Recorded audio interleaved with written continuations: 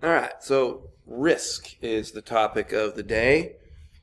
Uh, Depending on the sport you're doing is going to determine how much risk you have. Can anybody tell me why we don't have a tackle football team at Pacific Union College? I'd highly doubt it. If it went by Ellen White, we probably wouldn't have any competitive sports. But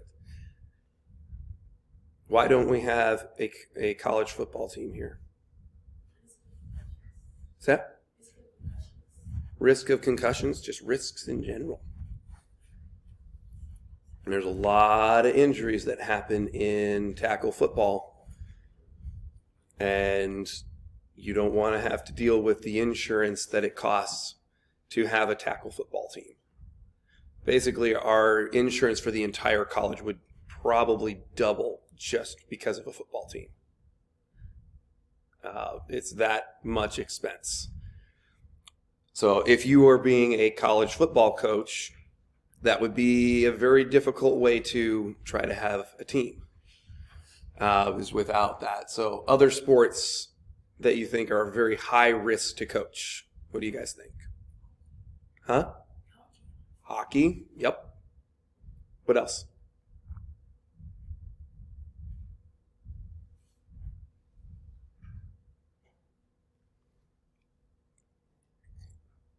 What's another high risk sport to coach? Doesn't have to be one that you're good at necessarily, but just what's a sport that would be very high risk?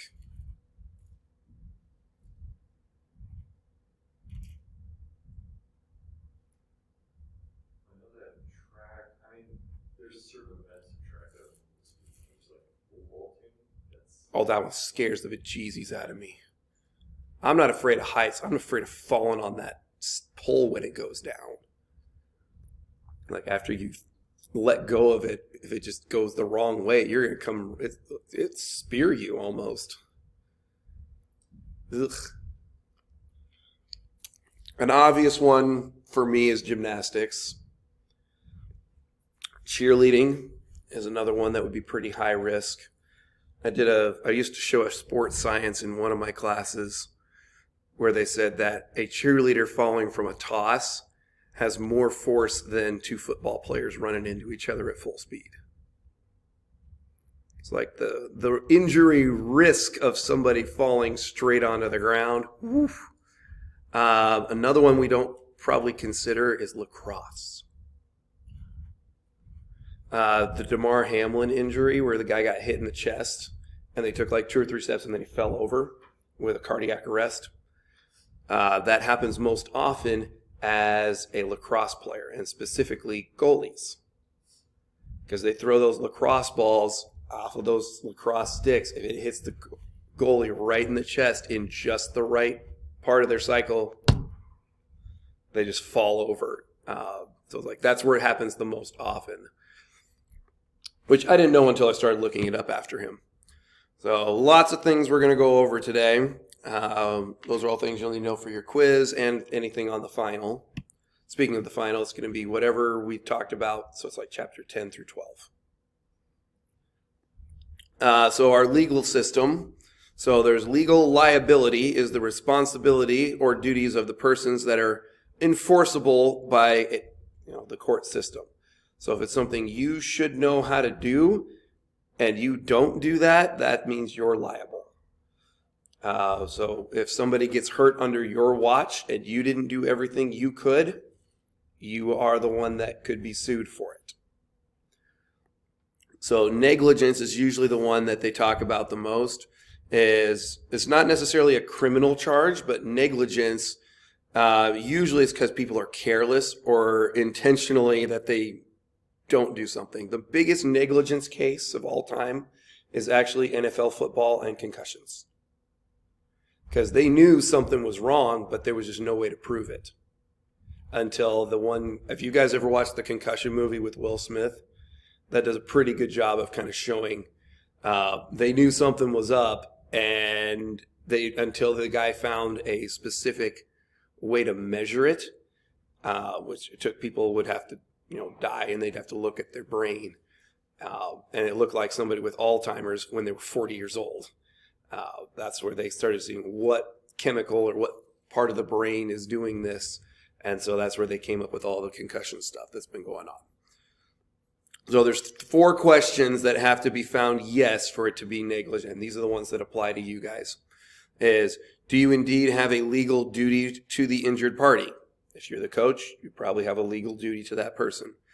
Did you fail to fulfill this duty? Was there injury due to a party whom you owed the duty? And does your failure to fulfill that duty cause the injury? So an example of that I've seen, I wasn't a part of this one, but the college was that I was at in Nebraska, was somebody, they knew that there was a sprinkler on one of the 3 football fields that they did intramurals on, and they knew that one didn't go all the way down. And so every game, somebody had to walk out there and step on it. And so a guy tore his ACL right at that area. They couldn't totally prove that that person tripped on that exact piece. But when they talked to all the workers, did anyone step on that sprinkler? And nobody could say for sure, yes, I stepped on it that day. And so the college had to pay for the guy's knee surgery and recovery, because they knew they failed to do something that they knew they needed to before that game started. So that would be the same thing. That's why there's pads underneath all the basketball courts against the walls. And there's actually one pad in front of the guy's bathroom that is not up right now. It's actually behind the door. And I'm like, that is just negligence. If somebody runs off the court and runs into that spot that doesn't have a pad on it, we would be liable for that person's injury. So coaching negligence. So when you are negligent or fail to exercise your skills that a normal coach would possess, that would be what they call your legal duty. So this is, her name is Heather Boulay. Union College in 2015. I have been coaching at Sunnydale for 3 years, and I moved to Thunderbird and was coaching there on their gymnastics team. Heather was a captain, and I'll show you a video about that in a second, but she did silks. Now, Union they have a gym somewhat similar to ours where they have kind of a wood kind of crisscrossing ceiling. And they had a couple of different kinds of belts up there for spotting. And there's still one set of spotting belts in this gym. It's over top of the, basically straight above us here. So there are some of those kind of rings and hooks into the ceiling. Well, to get her silks up, and they have a EMS program similar to ours, is actually, I'm pretty sure Jeff Joyner was at Union when this happened. So if you want to know a little more details, what they had to do is she would put on a climbing harness, and they would take the spotting belt, which had, 2 things across, and then it would come together and hook onto the hips of a flyer. And they would hook both of those together, and then 2 guys would hoist her up, and she would hold on to her silks, climb up to the top, and the bracketing up there had a couple more loops or holes in it. And she would clip that on, they'd lower her back down, and then she would start practicing. So they had to put those up and take them down every practice. So, they had highly trained people that were putting on her climbing harness. She was a climber. The person that was holding the thing, he was one of the, they call it IRR majors, so we'd call them EMS majors. So it's like they knew what they were doing. And what failed, and it took me 5 years to get anyone to tell me. And I had, I think 7 of their 21 gymnasts were gymnasts of mine at Sunnydale. And even those guys, when I asked them what happened, they wouldn't say. I think their coach and the college told them to not talk about it. And so 5 years later, I finally asked he's now a teacher at one of the grade schools around Thunderbird there in Arizona. I was eating lunch with them at summer camp. I'm like, what happened? And they said the carabiner that went between the belt and the ropes and her climbing harness failed. And so she ended up falling, I think it's at 23 feet. She fell right next to the mat. So like the mats were been like right here, and the belt and the clip was right here. Her body landed on the mats, which was just a 3-inch mat, but her head hit the floor. And so it hit one side, kind of the back of her head. What's amazing about this family is from California, and there's her in the hospital with a trachea. They ended up taking off like a whole 3-inch square part of her skull. They took that totally out, put it back in later, obviously, because her brain was swelling. They lowered her temperature down to like 90, and then slowly over 3 days brought it back to 98 degrees and hoped that she would wake up.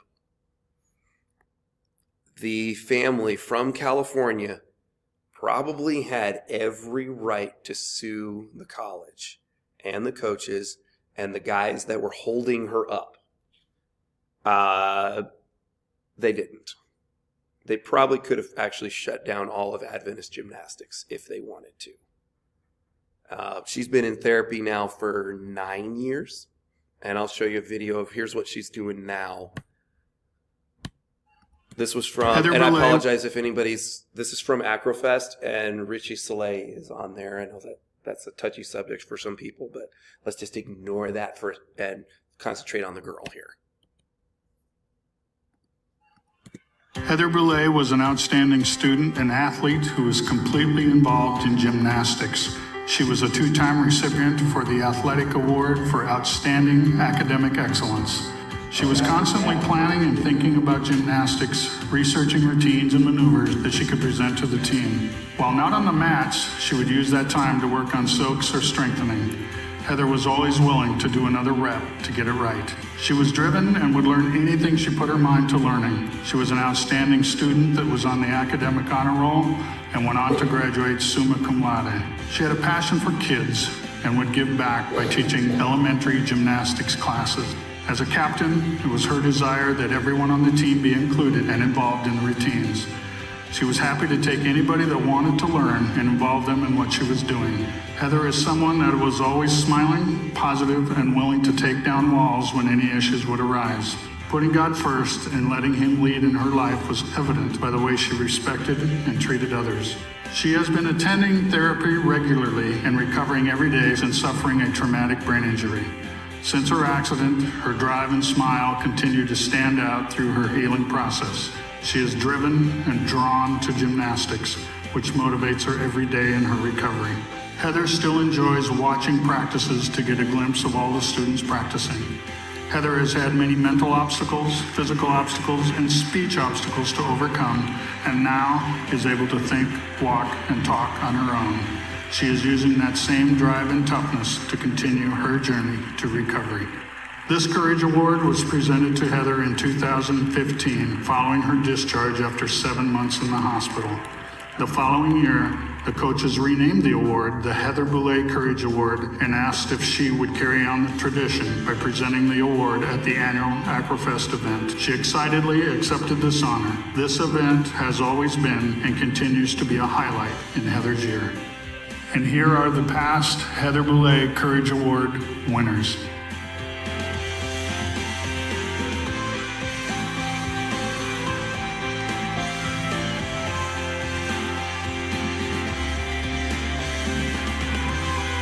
And now, here to present the Heather Boulay Courage Award, please welcome Heather Boulay.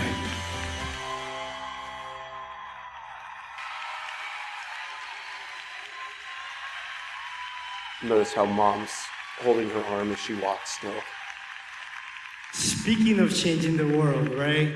This young lady continues to do so as a gymnast, as a follower of Christ with her and her family, and the things that she continues to do. So just watch how one she of the things that the holds things with her Acrofest family hands, has learned to do, and then how to she love speaks, is, whether they cue her or not. is to recognize other people that have the Spirit of Christ and we'd like to do that very thing right now, because among the schools, names were submitted, right? And for a recipient for the 2023 Heather Boulay Courage Award. And it's time to call that person.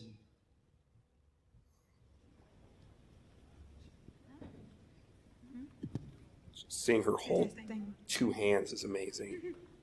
I hear dance Heather Boulay, born. Joey and Armstrong. So you could see her mom kind of cued her for the name there. So you can see what kind of where she is kind of mentally. As she's still, her language barrier is still coming back. And at one point, one of her hands was basically just locked. And she couldn't do anything with it. Yeah, so pretty crazy the journey that girl has had to come back. And I would say that would probably have wrecked me as the coach of that team. And I know the guy pretty well that was the coach. As I had 7 gymnasts on the team that were in the gym when the girl fell. They're like, there's no noise in a gym worse than that thud when a body hits the ground like that. And you just never want to hear it. So what they did the next year, the Union College actually came up with a risk journal for gymnastics. And one of the main things and this is the first year and I didn't know what had happened yet, they really emphasized check all your climbing equipment. Because most teams, you're going to have a beam up there with screws going through the beam, and then there'll be like a metal plate underneath it with holes drilled through it. And most of the teams are going to clip carabiners to that and then clip a wheel for your pulleys that you would use. And they're like, those wheels and pulleys need to be replaced probably every 2 to 3 years, and about $100 a piece. The carabiners need to be replaced every single year. And that's what failed on her. It was a climbing carabiner broke. So that was and they did it for everything. So like I have 2 copies of it in my office right now of that gymnastics journal to check all your equipment. And I've taken that and taken it to all my schools that I've been at, especially when you show up at a new school. I take that thing out and I'm like, all right, what things do I need to check so that I can prevent something like this from happening? And gymnastics is a higher risk sport, but the concept applies to any sport that you're doing. Are you checking your rims every year as a basketball coach? Are you checking your soccer goals? Are all the bolts tight every year? Because they pick them up and they move them and they start jiggling apart. I mean, any of those little things are a big thing. So identify what risks you have. Evaluate those risks. Is it something you need to do weekly, monthly, yearly to try to prevent any injuries? And then subject kind of your approach to how you would do that. So you either totally avoid it. You try to transfer the risk. So that would be like instead of building your own equipment, and then it would be on you as the person who built it, you purchase it from somebody else so that it falls on somebody else for the risk of that item. So like floor hockey boards, we used to build them all the time. And I was told when I moved to California that you can't build your own equipment because now the risk falls on you. So you reduce the risk by making it safer, putting pads on the walls of the gym. That's probably the biggest one that you'll see the most often is almost every gym now underneath the hoop, the whole entire wall is going to be covered in pads.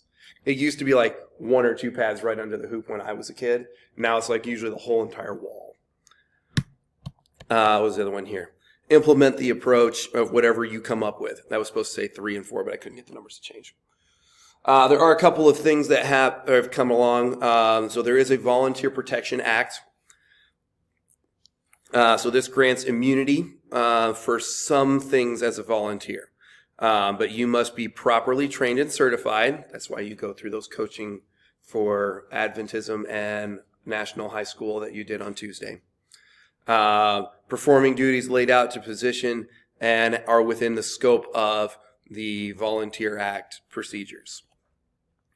In 2018, this one came out after the Larry Nassar stuff with the gymnast that he was sexually abusing them. And so this one came out in 2018. So they also called it Safe Sport. So basically this is protecting the athletes from the coaches is where this one's coming from. And you can go into all kinds of details there. All right, so a couple of them here, and I'll try to be brief. So a 10-year-old New Jersey boy played second base during the regular season. He was transferred to the outfield in preparation for an all-star game because they had too many second basemen, I'm assuming. During practice, the player misjudged the ball and it hit him in the eye, and he lost vision in that eye.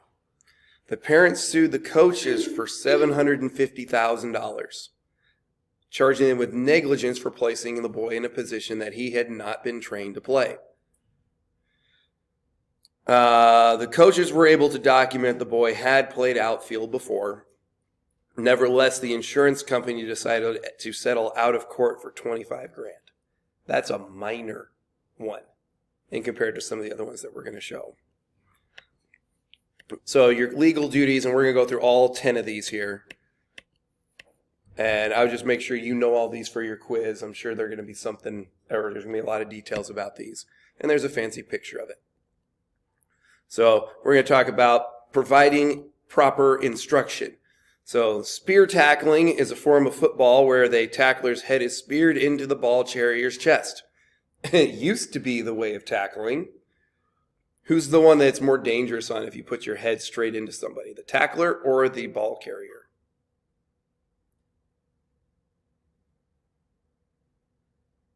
Boy, you guys are real chatty this morning. The tackler, since I have to keep going. So the spinal injuries resulted from this. So they eventually turned into it's not acceptable at all. Unfortunately, a high school coach didn't know spear tackling was taken out. So he'd probably coached before, and he came back and he taught the technique, and it caused one of his players to become a quadriplegic. $2.8 million against the coach in the school because he taught an outdated form of tackling. Now they call it targeting, and they get thrown out of the game if they use their head first in any way of tackling at pretty much every level. So providing a safe environment. Whew, this one scares me. After a short, heavy rain, they moved the field to a large grass field. So let's say they soccer practice. You went from your normal soccer field, which got flooded. So you went down to the other field over there to have practice. And a player stepped in a hole, breaking their leg in 3 places. And the resulting litigation in courts found that the coach was negligent of not properly inspecting the playing field. This one scares the bejesus out of me when we go to Monterey Bay Academy and they have their football tournament every year. Because they have the worst gopher problem of any school I've ever been at. Did you trip on any of them when you were there, just walking around? They're everywhere. Those things are like breeding constantly. But, I mean, that's an example of you got to... And, I mean, they were doing everything they could. I saw them at 6 in the morning with the NBA football team all lined up along the football field on the end line, and they walked the entire field and were putting flags in any gopher hole they found. And then their coach was coming by with dirt and filling all the holes, and another player was like pounding them to make them flat. I mean, they were trying their best, but you just never know. I wear ankle braces, knee braces just as a ref at that place. And I have heard of people breaking their leg on those gopher holes. Make sure you got the right sizes. I'm going to speed over this one. 15-pound freshman versus a 205-pound senior, and resulted in a concussion, and the coach was found negligent for putting these two against each other. That's one reason that they don't let seniors play on junior varsity, which is sad for me because I have a senior that's probably 6'3", big chunky guy, who would do great on a JV team. He's hardly going to see the court on the varsity team, but because he's so much bigger than a little tiny freshman, I can't play him. Evaluating your injury. I'll let you read this, and then I want you to tell the person next to you what they should have done.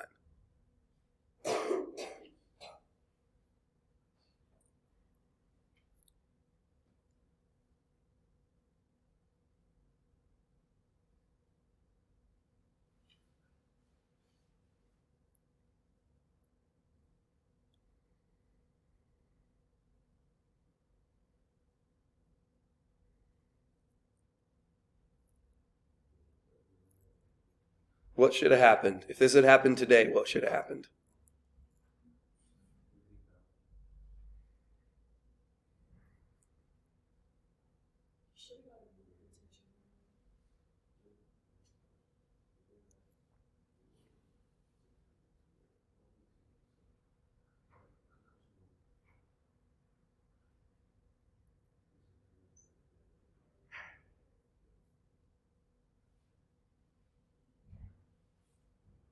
All right, Luis, what should have happened here? And I'm sorry.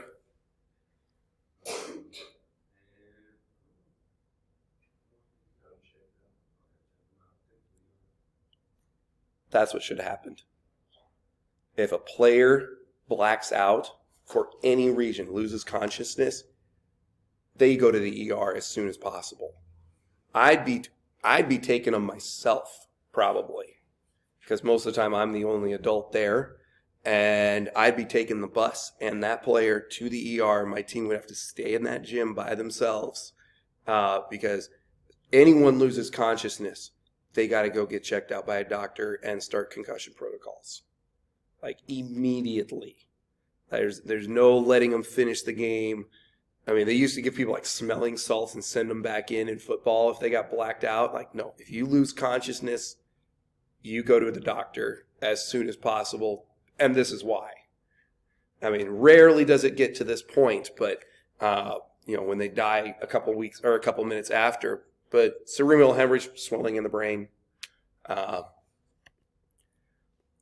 So supervising activity here. Coach goes and takes a phone call in their office while the players kept playing. The drill got terrible. People started horsing around because the coach wasn't there. 2 players collided. One person broke their jaw and knocked out several teeth. The coach was sued and found negligent for not supervising properly. Moral of that story is never leave the gym. This morning I had to use the restroom so badly that I had to actually go up on the stage and ask the person to supervise my students so I could go use the restroom. The girls' team wasn't practicing this morning. Where normally I would just told the other coach, I got to use the restroom. Can you supervise both courts while you're going, just in case they do something stupid like this? But like, I cannot leave that gym in any way, shape, or form, especially for a phone call. That's pretty pathetic. But I can't even leave for, like, anytime you're in charge of students or players, you cannot leave the gym, because if somebody gets hurt in that 5 seconds you're out of the room, you're going to be found negligent if that happens. Make sure, I have to keep going here. This person, the kid had a heat stroke, and he just told him to sit under the tree. And the coach didn't bother them, and the next morning the kid died from those heat stroke complications. So that's not good. So if a person needs water, that's another reason why we never tell people they can't have water. That's just not good. This one I thought was probably the most interesting of them. The Starfield hockey player. Oh, sorry, not this one. That was the one before. The rumors were that the girl was sleeping with other girls on the team, and they ended up shunning her, and the coaches ended up, shunning her from the team. She ends up quitting and sues for sexual misconduct, and they won. So make sure, and that could be psychological or physical harm. All those things are all things you got to watch for. It's one reason I don't like taking teams on overnight trips, if I can avoid it. Just because you don't want to have any of those kind of complications that go into it. Sometimes it's inevitable and you don't have a choice, but taking people under 18 is just a big risk as a coach. So I'm not saying don't do that, but if possible, like even if you got to drive them back and get home at 1 a.m, is probably less risk for you as the coach than saying, oh, we'll just have the team stay at a hotel tonight and we'll go back in the morning. So it's just a risk for you to consider. Make sure you have a lot of records. So that's why I was saying when the girl fell in gymnastics, Heather, we started charting every year. These are the things I have checked. I've checked the carabiners. I've checked my spotting belts. I've checked this. Making sure you keep all your practice plans for things like that player that went out in the outfield and say, no, in practice, I had them playing outfield. They have been trained to do this. You know, that's why I say I keep all my practice plans on my computer for years. Health forms, making sure you have preseason physicals and have record of that given to you as the coach, and then you make sure the AD keeps those records. Those are all really, really annoying, but so important to keep those around. Emergency information cards, also known as consent to treat forms.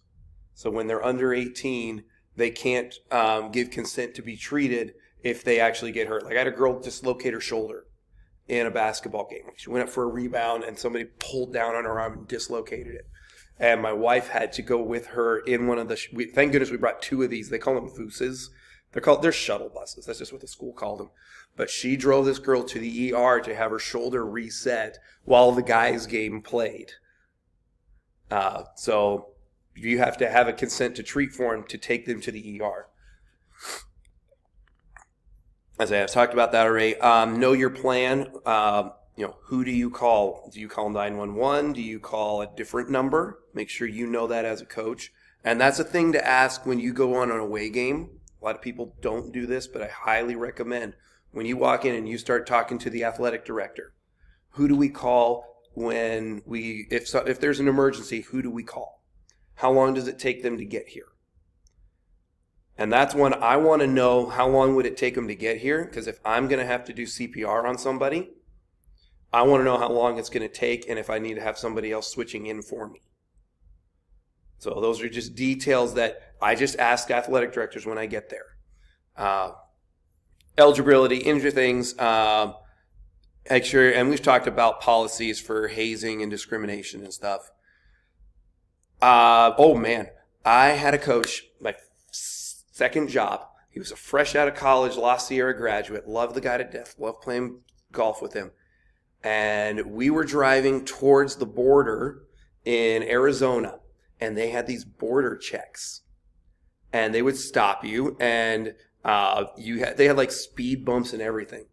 And we pull up to this one, and I tell all the girls, I'm like, girls, they're going to probably shine lights in here. Don't freak out. They're like, what are they doing? Like, they're looking for illegal people. And they're like, are any of you illegal? No. Okay, then you're fine. They still freaked out.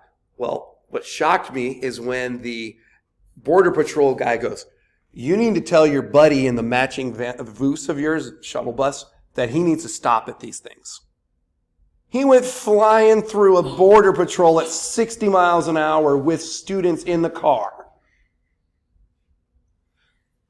Be safe when you drive. I drive even more cautiously when I have students in the van. I don't care if they want to play music, if they're encouraging me to race somebody.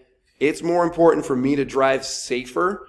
So I actually drive slower, calmer. I don't speed a whole lot. I mean, you got to a little bit in California, but I'm not going to be going 80, 90 miles an hour. I'm going to be going like 75 when everybody else is going 80, 85. But yeah, you just got to be really, really cautious there. Know all the rights of your students. Be careful when you discipline. Make sure you have a written record of whatever you find. If you have to do any major discipline with players, and always have more than one person in on that. make sure you have training. We've already worked on that. Untrained assistants could be a good thing and could be a bad thing, but make sure they have gone through the same coaching courses that you have. Any waivers that you need to have. Now, waivers, let's just say they're not really going to stop anybody from suing you. So like me as a gymnastics coach, yes, I made parents every year, and I had lawyers look at my waivers, and they're still like, even if somebody gets hurt in gymnastics, there's still a chance this is not going to stop them. So yeah, the court can reject contracts and waive for negligence. So if you don't do your job, those waivers mean nothing. Any participation agreement, we had to sign. Oh man, I screwed that one up. My first Acrofest, as I drive kids across the country to Andrews University, and I pulled in there and I had no waivers for them to participate. They were supposed to take them home on a home leave, have their parents sign them. Thank goodness boarding school, they have those consent to treat things. And so they also have consent to sign those waivers as a parent. So the principal signed every one of my players for all 30 or 40 players I had on there. Make sure you don't do anything without any insurance at all. Missy will not teach swim lessons at the college here under her own because she has to buy her own insurance, which is about $800 a month.